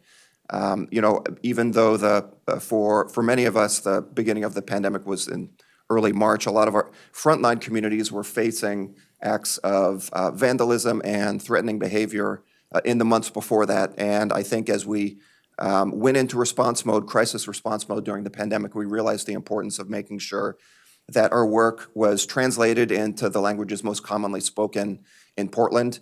So that really started in 2020, but then moving into the next couple of years, for example, Robert mentioned the Small Business Hub. If you go on the Small Business Hub website, the first thing that you see are 5 languages, not just English, but 4 languages that translate information for businesses that are seeking to find culturally specific partners to support them.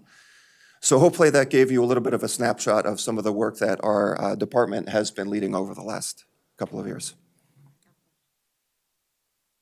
So with doing the tribal relations work now, are you partnering with the city of Portland, or will you be bringing on your own tribal relations manager?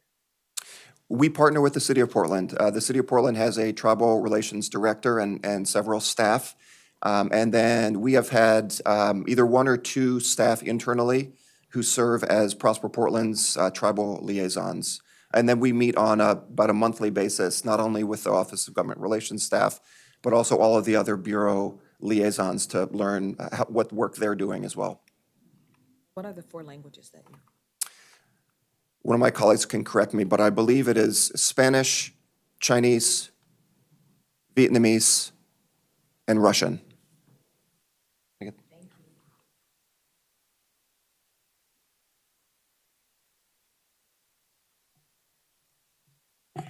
Thanks so much, Justin. Next slide.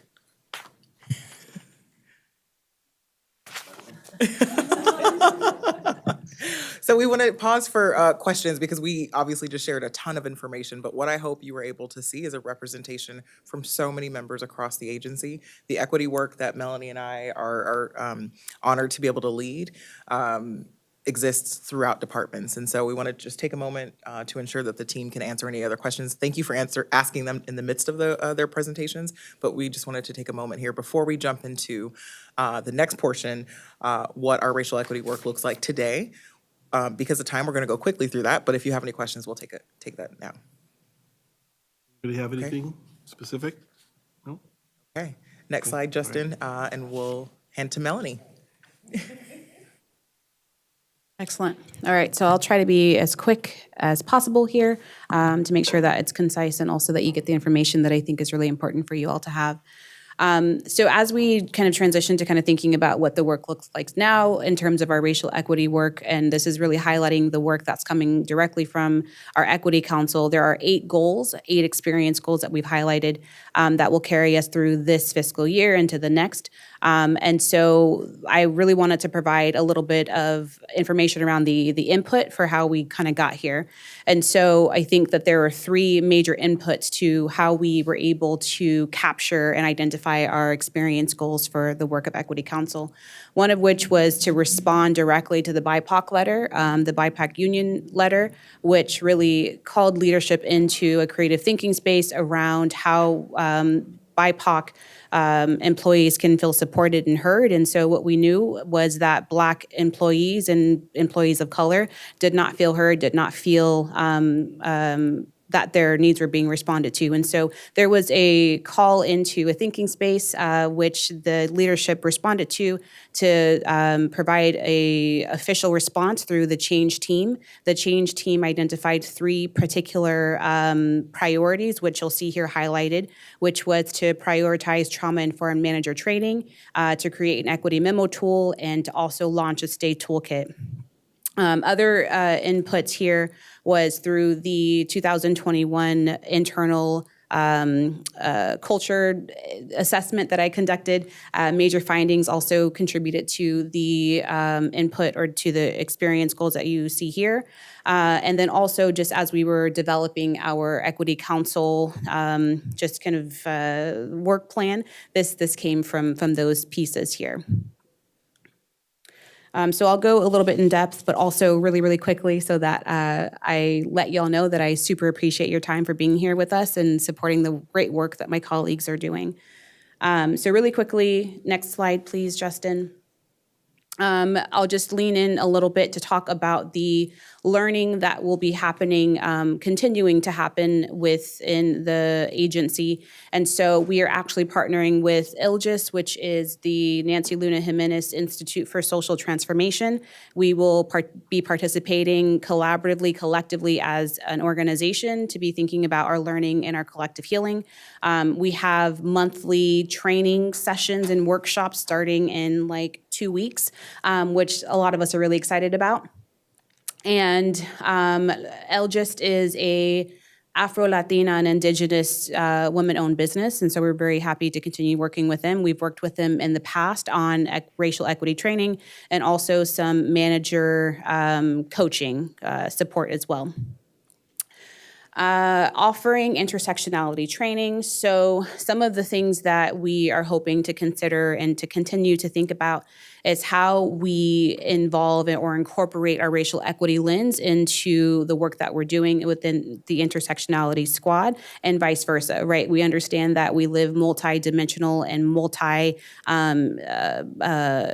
intersectional lives, and it's really important that the work that we are doing really responds to the needs of our internal culture and our internal workforce. And so we're asking some questions around how do we support and explore somatic healing and develop embodied practices as we continue to be thinking about our racialized healing in our respective affinity spaces. We will also, in intersectionality training, be exploring indigeneity and nationality and how we can show up with a more responsive way, in a more responsive way. Another one of our goals in learning together is to equip managers with trauma-informed strategies at quarterly check-ins. So in January, the managers and directors attended a 2-day intensive trauma-informed systems change training with Dr. Alicia Moreland-Capulla, who was a previous commissioner, and she's now the founder and director of the McLean Institute for Trauma-Informed Systems Change. And so we were able to kind of think through what trauma-informed practice looked like, and we will be thinking collaboratively how we're going to workshop some of those strategies so that managers can be as supportive and responsive to the needs of their employees.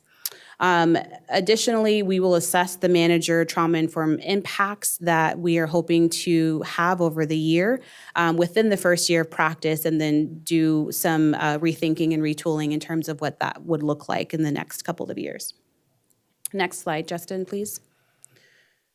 Another one of our goals is to continue to support and resource racial affinity gatherings. And so after each training with ILGIST, we are hosting affinity spaces, and so they're the BIPOC caucus and the white learning space. And in those spaces, we're hoping to continue to activate training, or the training methodology that is coming through the ILGIST training sessions and workshops, and also be considering what this looks like as we consider to move closer to systems change work around our racialized healing. And then let's see, the next section is continue to resource social and restorative time and affinity groups. And so what was really important to us is that we wanted to make sure that our BIPOC employees felt supported financially with funding. And so we've allocated $2,500 every year for BIPOC folks and white folks to be able to convene in space, to be thinking about healing and laughing and experiencing joy and eating together. And so that's kind of self-defined by those respective groups. We do have 3 affinity groups: the Black affinity group, the Asian American, Native Hawaiian, Pacific Islander group, and the Latine group. And so we're hoping to continue to resource that incredibly important time together. Next slide, Justin. Thank you. And then another one of our experience goals is to relaunch SERI 2.0. And so we are currently still in our discovery phase here, where we've identified a couple of issue-specific needs. We actually did an internal discovery, or hosted an internal discovery meeting, Shabri and I, where we were able to learn some of the specific needs that our coworkers, our colleagues were able to bring forward that we wanted to respond to and resource. And so we have identified these two specific needs with supporting lending and finance programs, and then also a particular focus on evaluating our agency policies as we continue to think about advancing our racial equity work and leaning a little bit closer into our anti-racist work. We will continue to do some outreach and engagement so that we can support the development or the relaunch of SERI, which is the Council for Economic and Racial Equity, hoping for a first quarter meeting in March. In terms of the SERI membership, we're really looking to have 15 to 20 members who will serve on small groups. So these issue-specific groups with folks who these SERI members would have lived and technical experience to really be able to advocate and consult on these particular issues. Next slide, please. And then I believe this is the final slide, just to kind of talk about the racial equity now, and then we'll go right into some of the work that we're looking forward to in the future. So we have, these are two of the tools that came out of the BIPOC letter as a specific request, and it is to create an equity memo tool, which is a communication tool that supports all staff, all folks, to be able to uplift, to highlight, to bring forth an equity concern or analysis, and it is an institutional response that occurs. And so we have a full accountability process that's mapped out in terms of making sure that the initiator, whoever submits the equity memo, gets the support that is needed so that they can be a thought partner in this work so that we can kind of think about some restorative interventions on whatever equity issue is coming forward. And so this is work that's being led out of Equity Council. We have our restorative protocol subcommittee, who is also a first responding body, and then our equity listeners as well. And so what's currently happening within the restorative protocol subcommittee meetings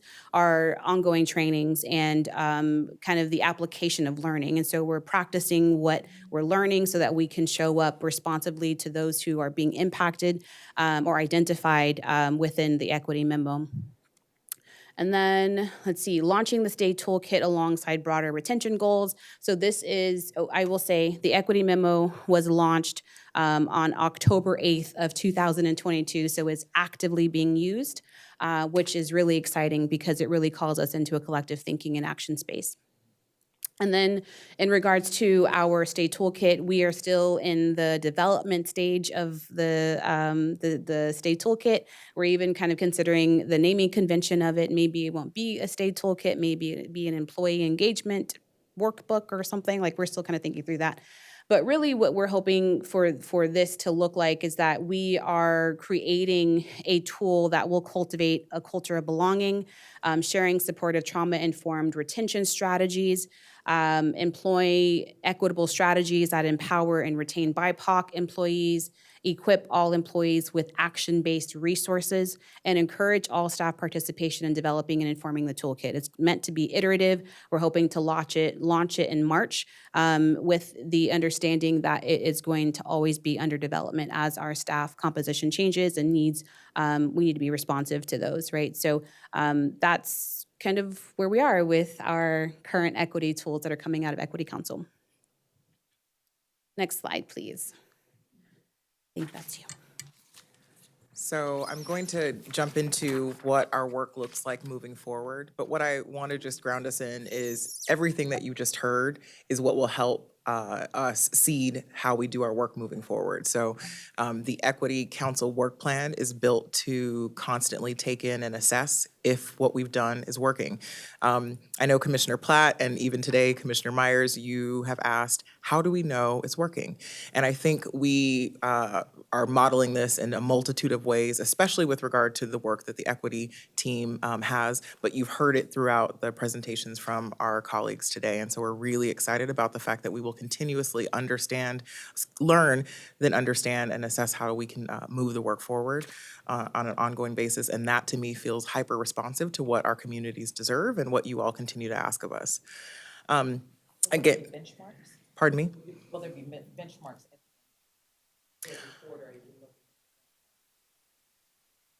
That's absolutely a part of it. So as we've just launched the Equity Council work plan, and Melanie started that work before I got here, and we were able to actually launch the work plan since I've been here over the past 6 months. And so we're excited about being able to just get into it and then be able to understand kind of where we're at and then truly be able to kind of draw a baseline and then assess from there. And certainly, once you've met a goal, then how do we understand to move that goal further? Because there's still so much work to do. And as you know very distinctly, equity work is a long time, a long journey. And as soon as you learn or have done something and you think you've done so well, you realize you have a long way to go still.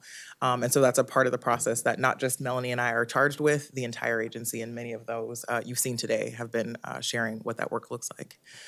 I'll quickly go through this here for you. So a part of our work moving forward is definitely to review and update equity practices and procedures. We do this on a regular basis. It might be every 2 weeks. A department will come to us and literally bring us something to consider and something to look at. And so that might not show up in like a benchmark and you might not see it, but what it may look like is a new person who's considering coming to Prosper Portland could go on our website, and the way that they even access an application will be more responsive to who we are and how we hope to move our work forward as an anti-racist organization. That in concert with many other practices and groups across the board, we do that. The 2018 Equity Framework, which I read from earlier, is a fantastic document. It is one that, again, brought me here and helped me say yes when the offer was made. And so what I want to also say is, 5 years ago, we did some fabulous work, and we're looking forward to understanding what that looks like now, and do we need to move that forward? It's always been meant to be an iterative document, and so we're excited about doing that work, especially over the next 3 years. So our plan is to do a 3-year anti-racist racial equity scan, where we really are understanding not just kind of what the BIPOC letter specifically told us, but let's just look across the agency. To your point, Commissioner Stoudemeyer, how do we understand where we're at and where we need to move forward? And so that's a part of the work Melanie and I will be doing. It will help seed and help us understand what our training looks like moving forward. So if we come and see our equity memo tools are really lifting up certain issues, if we see that we're falling behind in other spaces, then we can also come together around training that we might need so that we can ensure the business acumen around equity is going across the agency. We'll continue to measure effectiveness of current initiatives and tools, and I just want to lift up Commissioner Stoudemeyer. You continue to ask us to disaggregate data. I hope you've heard today how that's made a direct impact, and we continue to look forward to doing that work alongside you all. And lastly, we'll continue the strong Equity Council work. There was an immense amount of work that had already been done. Again, it was a part of what brought me here today. The working alongside my colleagues here is what keeps me and many others here. I think about a conversation I had with John. John had to leave, and we were discussing a grant program and kind of some of the limitations there and how are we really going to make it work. And I'm here because the teammates that I work with, we were able to have extremely complex and I would say imaginative conversations that say, instead of asking us, how do we fit this inside this box? Why don't we ask, kind of, why is this box here? Can we reinvent how we're thinking about doing this? We know what community wants. Many of our community members are right here at the table. They work with us. How can we be hyper responsive to that? And so that's what fuels our work moving forward. That's how we learn, continue to assess, and we look forward to bringing you more information at following years' updates. And right now, we look forward to any questions you might have as you think about the entire update today. Thank you. Questions or comments? I would just say, this is really a lot of terrific information, you know, and I really appreciate the time and effort you guys took to put this together. It's really quite, quite impressive. And when I think back, at least like Willie and I have been on this commission for quite a while now, and really seen an incredible, I think, evolution in this area within the agency, and it's really impressive, I guess that's what really strikes me. I, could ask questions all day, but that's the overwhelming feeling I have, is when you look at it like this, you really see a tremendous movement. So that's great. Keep up the great work, and thank you for all the hard work, because it's, like you said, it takes a long time, and it takes a lot of energy and a lot of effort and empathy and things of which are in short supply. And so it's daunting. So really appreciate it. Thank you. Anybody else on the line want to make a comment or a question? No, thank you. It's great work. Okay. Well, if we have no further comments, then thank you very much. Really, it's terrific. Thank you. Okay. Well, that was great. Really amazing. Okay, does anybody have anything else they'd like to discuss or bring up for the good of the order? Okay. Then the Prosper Portland Board of Commissioners meeting is now adjourned. Thank you.